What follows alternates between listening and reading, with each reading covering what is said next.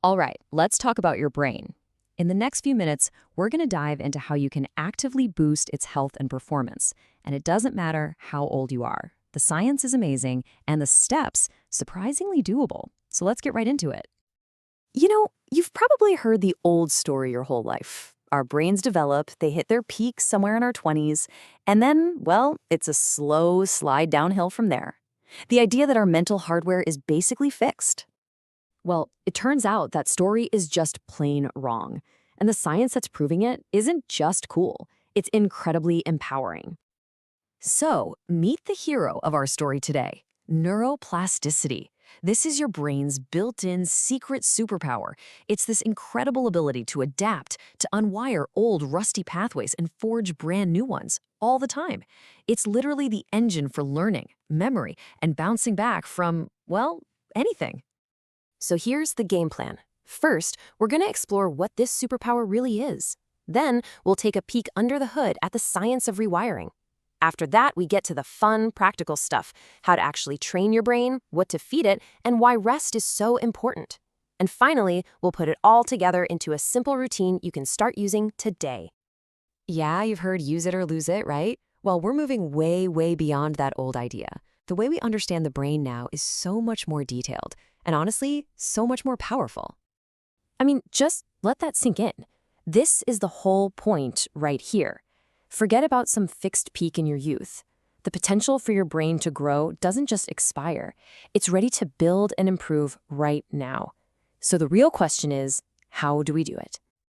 Okay, let's look under the hood for a minute. If you want to be the architect of your own brain, you kind of need to know how the wiring works. Understanding the mechanics is key to actually guiding the whole process.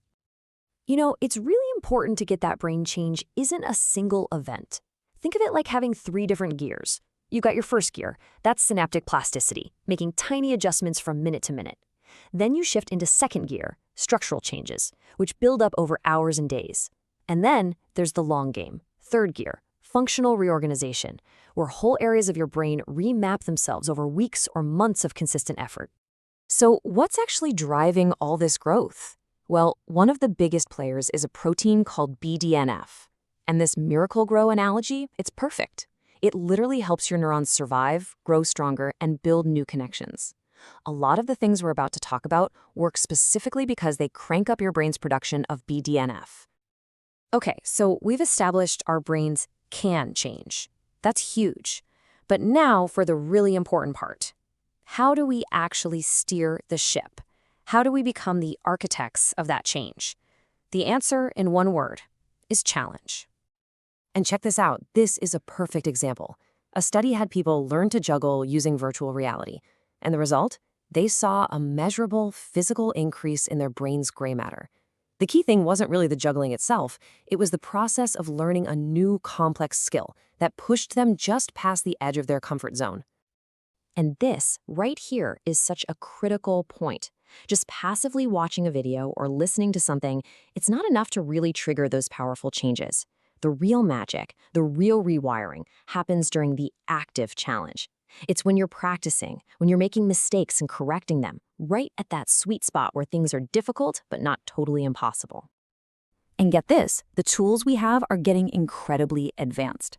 Scientists are finding that specific frequencies of light and sound, these 40 Hz gamma waves, can actually help clear out some of the gunk, the amyloid plaques linked to conditions like Alzheimer's. And other research is showing how specific kinds of exercise can boost myelin. That's the insulation around your neurons, which literally speeds up how fast your brain processes everything.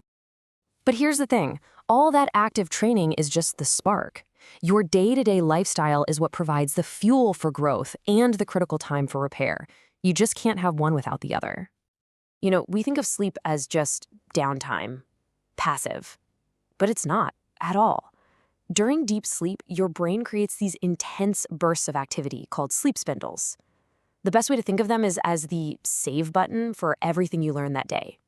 They lock in those new neural pathways, so if you want real learning to stick, quality sleep is absolutely non-negotiable. And of course, what you're eating is a massive lever here. For instance, certain ways of eating that help your body produce ketones have been shown to boost that miracle grow protein, BDNF. Then there's this really cool concept called caloric flux. Now, this isn't about dieting. It's about upping both the calories you burn through exercise and the high-quality calories you eat. This high-energy flow gives your brain tons of fuel, and that can lead to big cognitive gains without having to be super restrictive. But it's not all about going hard all the time, training, eating right. There's this other super powerful factor in your brain's health that we almost always totally ignore. It sounds kind of backward, right? But grinding away for hours without a break is actually working against you. The research is clear.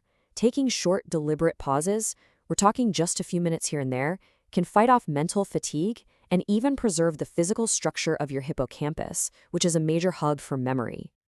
So, let's pull all these amazing pieces together. How do we turn these incredible insights into a simple, practical framework you can use every single day? And here it is. It's not some crazy, complicated formula. It's not about one magic pill. It's about a consistent routine. Number 1, challenge your brain by learning something new. 2, make quality sleep a priority. 3, eat for your brain. 4, move your body, get that blood flowing and that BDNF pumping. And 5, remember the power of the pause. Look, if you take one thing away from all this, let it be this right here. Your cognitive future is not written in stone by your age. Not at all. It's determined by the choices you make and the inputs you give your brain day in and day out. You are in the driver's seat. So I'll leave you with this question. It doesn't have to be some huge, life-altering thing. Pick up that guitar that's been sitting in the corner. Try a new kind of puzzle. Learn it just one new word in another language. The most powerful tool you have for building a better brain is your own intention. So what's it going to be?